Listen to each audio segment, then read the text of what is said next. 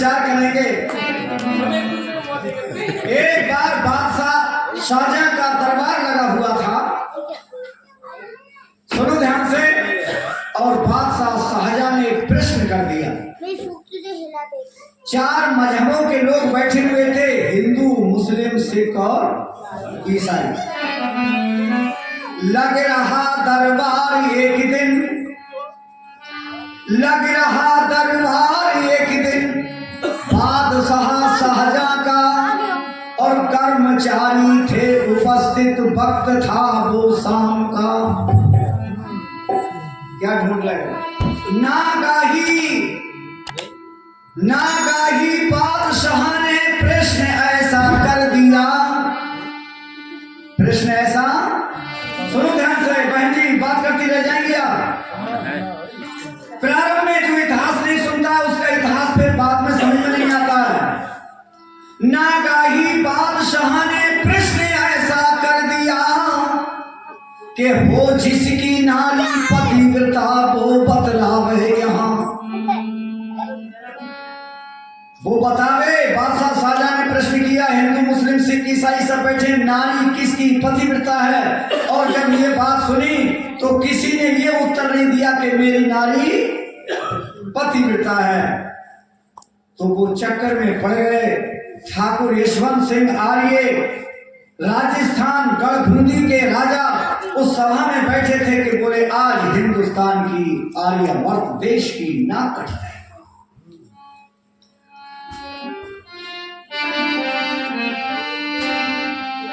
तो बूंदी नरेश यशवंत सिंह को, तो बूंदी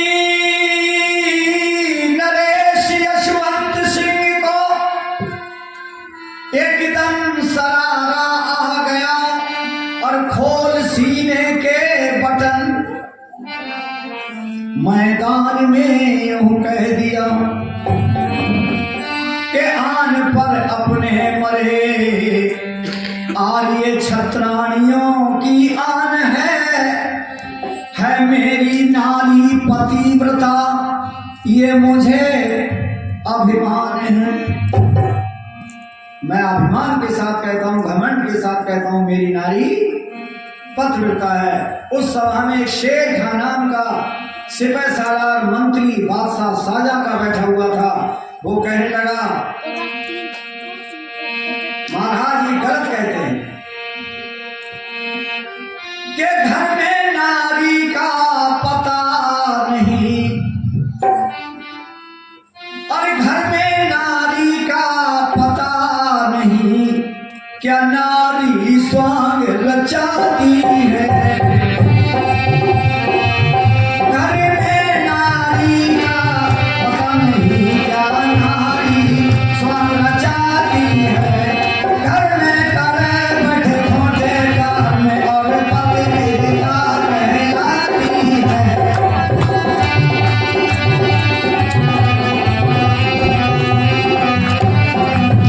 महाराज घर में करे बैठे खोटे कर्म और पतिव्रता,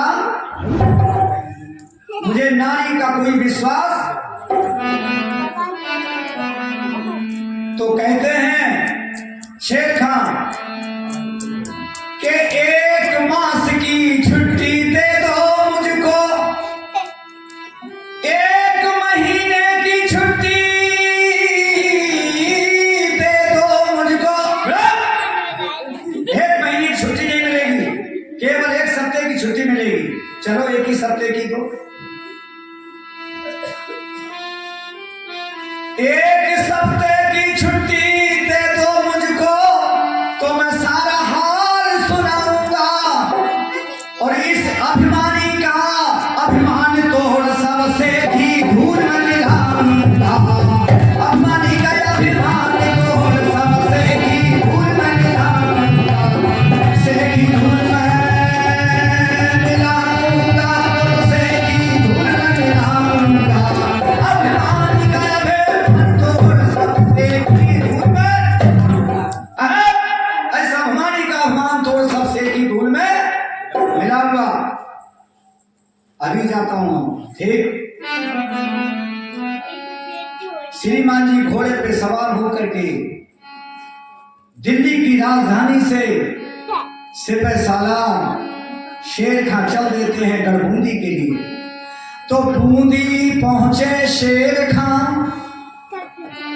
बूंदी पहुंचे शेर खां और धर धोखे का जाल। कुटनी एक बुलाए कर चली चाल तत्काल।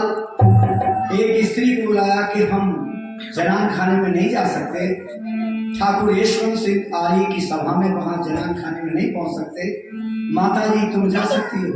बोले जाएंगे तो, पर हमें 250 सिक्के सोने के और 250 सिक्के चांदी की चाहिए, तब जा सकते। और 250 सिक्के लेंगे पहले, बोले देंगे। कुटनी ने विचार किया ये 500 सिक्के कैसे हजम हो सोने और चांदी के। तो कुटनी ऊपर की फितनी बड़ी, किसने छठ रूप बनाया धोखे का, छठ रूप बनाया धोखे का। कैसे महलों में जाऊं मैं, इंतजार किया उस मौके का। कैसे महलों में इंतजार किया उस मौके का। कैसे महलों में जाऊं मैं, इंतजार किया। कैसे जाऊं राजमहल में?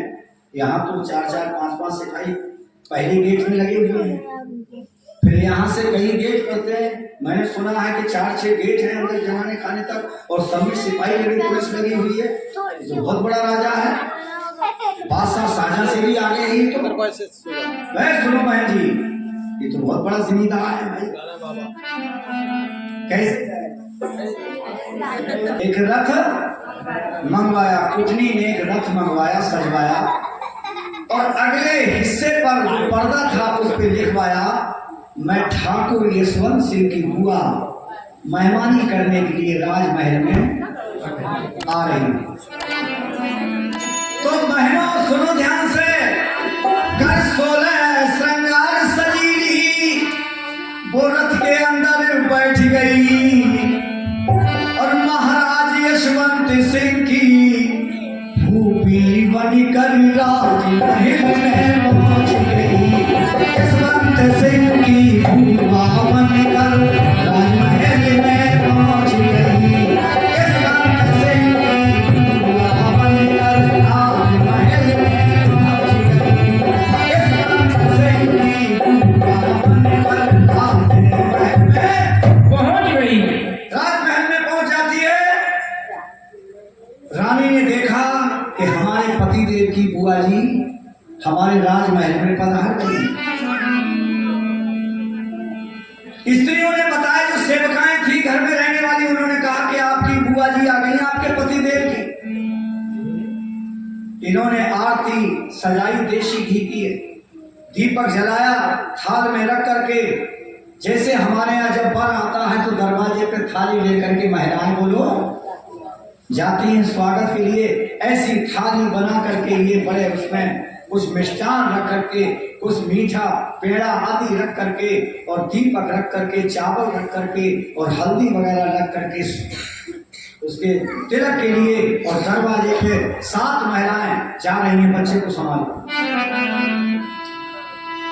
तो क्या आरती गाते हैं कि मैं तो आरती उतारूं फुटुआ सास की, जय जय आरती उतारूं फुटुआ सास की, बोलो आरती उतारूं फुटुआ सास की। और सगी सास से बढ़कर मेरी सास की सगी ननद मेरी मैया, सास की सगी ननद मेरी मैया, बड़ी देरों में आई, सूरत ना मैंने पाई, सूरत ना मैंने पाई। माते जी मेरी मैया, हम सब उधार तेरी आरती, जय जय हम सब उधार तेरी आरती। बुआ हम सब उधार तेरी आरती। प्रेम के साथ में उसने स्वीकार, बड़ा प्रेम के साथ में अभिवादन करते हुए, हमारे यहाँ भी बताया जाता है, अभी योगिना और चत्वारि वर्धन ते आयुर्विद्या। यशोधन अपने से बड़ों का आदर सत्कार करने से किसकी उन्नति नहीं होती है, अर्थात सबकी होती है। और 4 बातों की प्राप्ति होती है, आयु, विद्या, यश और बल प्राप्त होता है। बुआ का अभिवादन करते हुए बड़ा श्रद्धा से उतारा है किरणों ने किरणमयी। वैसे मैं बोल रहा था तो मेरी जो बेटी है ये प्रवेश जी, ये कह रही थी कई देवियों के नाम लिए, आवंती बाई का नाम लिया और सावित्री का नाम लिया, कई और किरणमयी का नाम लिया। मैंने कहा आज मैं आवंती बाई का सुनाऊं, क्योंकि मेरे तो 35 इतिहास याद है। पर मैंने कहा अच्छा चलो किरणमयी का इतिहास लोगों का थोड़ा बहुत समझा हुआ है और सुना हुआ भी है, ये जल्दी समझ में आ जाएगा। समय का अभाव है, समय काफी खा लिया है लोगों ने, मुझे थोड़ा सा समय बचा है तो लाओ थोड़ा इतिहास ही सुना दिया। आगे कली में बड़ी सुंदर बात लिखी है, प्रेम से बोलो भारत माता की। और सुनो, जब प्रेम के साथ में बुआ को उतारा तो बुआ कई दिन होते हुए रहते हुए हो गए, पर बुआ ने एक शब्द कहा कि बेटी मैं जब से आई हूं तब से तूने अपना मुख मुझे नहीं दिखाया। उन्होंने कहा बुआ जी मैं अपने पति देव के अलावा किसी पर पुरुष पर नारी को मैंने कभी मुख नहीं दिखाया। अरे बेटी मुझसे क्या पड़ता है, मैं तो तेरी सास हूं, अरे तेरी सगी पति की बुआ हूँ, अरे मेरे साथ में क्या पड़ता है, मैं एक अभिलाषा लेके आई हूँ, बेटी मेरे साथ तू स्नान कर ले, मेरे साथ बैठ करके स्नान कर ले। ऐसे ले बैठे, सबको सब पूरा पब्लिक को आनी चाहिए। जब वीडियो बनाई जाती है और इसमें पब्लिक नहीं आती तो लोग कहते हैं कि कोई है इसमें बैठा, खड़े होकर के बनाओ, ऐसे नहीं बनाई जाती है, बैठ बैठ खड़े होकर बनाई जाती है। तो कल फिर क्या हुआ सजनों, बड़े प्रेम के साथ में आप इसको सुनेंगे, बड़ा आनंद आएगा आपको। ये इतिहास है, अपने इतिहासों को हम भूलते चले जा रहे हैं, तो सुनो ध्यान से। अब क्या होता है, बेटी स्नान तो तुझे करना पड़ेगी मेरे साथ। बुआ जी सब बात मैं आपकी मानूंगी, पर ये बात मैं आपकी नहीं मान सकती। मैं आर्य छत्राणी हूँ, मैं सूर्य की ज्योति में जीवन में स्नान नहीं करती हूँ। जो असली आर्य समाजी लड़की होगी चाहे बहू होगी, वो सूर्य उगने से पहले स्नान करती है, क्योंकि चंद्रमा पत्नी की आहुति होती है, विवाह में भी पति की आहुति होती है वो अग्नय स्वाहा, और पत्नी की आहुति होती है कन्यादान के बाद में सोमाय स्वाहा। मैं सोम बन के रहूंगी, आप सूर्य बन के रहेंगे तो मैं सोम बन के, आप क्रोध करेंगे तो मैं आपको चंद्रमा जैसे रात्रि के सोने वालों को शीतलता प्रदान कर देता है, ऐसे मैं आपके घर में जा रही हूं। अगर आप कड़ुआ भी बोलेंगे और आप सूर्य के समान आग उगलेंगे तो मैं सोम की वर्षा करूंगी। मैंने व्रत लिया है और मैं आर्य छत्राणी हूं, मैंने चंद्रमा की ज्योति में स्नान की है, मैंने सूर्य की ज्योति में स्नान नहीं की। बेटी बोले मैं ब्रह्म मुहूर्त में स्नान करती हूँ, तो वो कुटनी क्या कह रही, बेटी सुनो ध्यान से, इन बच्चों की बात ना सुनते हुए मेरी बात सुनो। कुटनी कह रही है बनावटी बुआ, क्या कह रही है, हाँ बनावटी बुआ, वो क्या कह रही है कि बेटी मैं तो कभी ये नहीं जानती हूँ ब्रह्म मुहूर्त काले रंग की होती है कि पीले रंग की होती है, मैं यही नहीं जानती हूँ कि ब्रह्म मुहूर्त किस चिड़िया का नाम है। बेटी मुझे तू जगा लेना, मैं भी देख लूंगी, आज तेरी कृपा हो जाएगी कि ब्रह्म मुहूर्त किसे कहते। जब 3:30 बजे से आती है ब्रह्म मुहूर्त, खूब समझ लो, 3:30 बजे जिस व्यक्ति की आंख खुल जाती है और जल पी करके जो शौच क्रिया करने जाता है, 3 बार महिलाओं को, हर व्यक्ति को, स्त्री पुरुष हो, सबको साबुन से 3 बार हाथ साफ करना चाहिए शौच के। एक गांव धीमही है, बदायूं जिले में, मैंने भोजन नहीं किया, वहां अपने हाथ से बनाता था, पहुंच गया मैं अकेला प्रचार करने के लिए।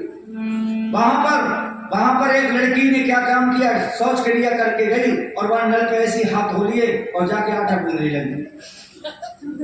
मैंने कहा बेटी मैं तो खाऊंगा नहीं। बोले क्यों? मैंने तुमने हाथ साफ नहीं किए। बोले हाथ धो तो लिए मैंने, हाथ मैंने धो तो लिए। नहीं, हमारे यहाँ तो ऐसा नहीं है। हमारे यहाँ हाथ धोते हैं 3 बार, और जो साबुन होता है एक अलग, जो सब सीताराम भाई साफ करना है, दयाराम भाई साफ करना है, रीतराम भाई साफ करना है, तो एक साबुन और होता है नहाने वाला, 2 बार साफ करने के बाद में अच्छे साबुन से हाथ साफ। वो टट्टी का साबुन है, बार बार सब उसी से रगड़ोगे तो वो साबुन अपवित्र है। अच्छे साबुन से भी देखो, सबसे ज्यादा है स्वच्छता। अरे मोदी जी ने स्वच्छ अभियान चलाया और नहीं, तो स्वच्छता सबसे बड़ी चीज। इसलिए हमेशा जिसके घर में स्वच्छता होगी, लक्ष्मी उसी घर में बसती है। और जो गंदगी से रहती है वो गरीबी में, दरिद्रता उसके अंदर आती है, उसके घर में आती है। वो कहने लगी बेटी मुझे ब्रह्म मुहूर्त में उठा दे। ठीक है बुआ।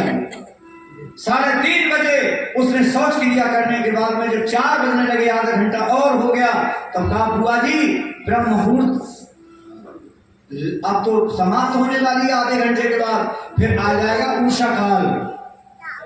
लाल बादल जब हो जाते हैं उसको कहते हैं उषा काल। क्या कहते हैं? उषा काल कहते हैं। उस काल तक स्नान हो जानी चाहिए। जब तक लाल बादल पड़े तब तक स्नान, सूर्य उगने से कम से कम 20-25 मिनट पहले स्नान हो जानी चाहिए। वो स्नान हमारे ऋषि मुनियों ने कहा ये दूध की स्नान है। आहा, बोले बुआ जी उठो, यही है ब्रह्म मुहूर्त, जल्दी निकल, समाप्त होने वाली है। बोले बेटी स्नान करेंगे, चलो साथ साथ स्नान करेंगे। बेटी सुनो ध्यान से। बोले स्नान साथ साथ करेंगे। बोले बुआ जी मैं साथ साथ स्नान नहीं कर सकती, मेरे आर्य छत्रापण के लिए धब्बा लग जाएगा। बोले बेटी स्नान तुझे करना पड़ेगा। बोले ठीक है स्नान कर लूंगी, पर बीच में पर्दा फिर भी लगाया जाए।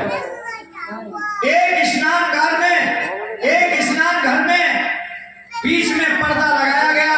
एक तरफ बनावटी बुआ कुटनी स्नान कर रही थी और एक तरफ किरणमयी स्नान कर रही थी। क्या देखा? रानी के बाएं पैर में, बहन जी क्या सुना रहे हैं हम? कुछ स्त्रियां नहीं सुनना चाहती। रानी के बाएं पैर में एक लहसन का आकार, रानी के बाएं पैर में एक लहसन का आकार। कुटनी ने उस समय उसे इस हृदय में लिया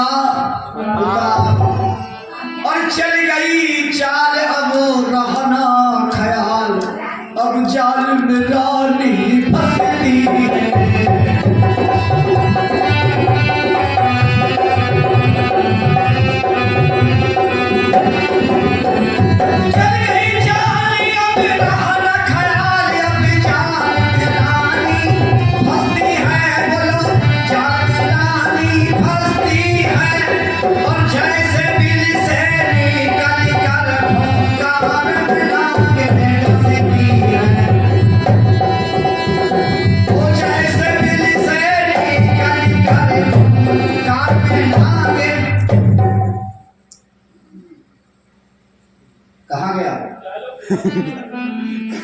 जैसे बिल से निकलकर फुंकार में नागिन डसती है। अब क्या होता है प्यारे सज्जनों, उसने तो अपना काम बना लिया और थोड़ी देर में जब सूर्य का प्रकाश फैला, बेटी राजमहल में जो पहुंच जाती है और राजमहल में जाकर के क्या कहती है? बेटी ये खुर्ची पर क्या चीज चल रही है तेरे यहाँ? बोले बुआ जी आप नहीं जानती? बोले मुझे तो नहीं पता। बोले इसे तेज कहते हैं, इसे तलवार कहते हैं, इसको कृपाण कहते हैं। बेटी देखें, बुआ के हाथ में जब तलवार दी तो उसने म्यान से जब निकाली तलवार तो बनावटी बुआ कुटनी क्या कहती है? अरे रानी दे दे अपनी कटारी, कटारी तेरी मन को भाती है। रानी दे दे अपनी कटारी, कटारी मन को भाती है। बोलो मन को भाती है, कटारी तेरी मन को भाती है। रानी दे दे अपनी कटारी, कटारी मन को भाती है। रानी दे दे अपनी कटारी, कटारी मन को भाती है। मन भवन और हृदय लुभावन के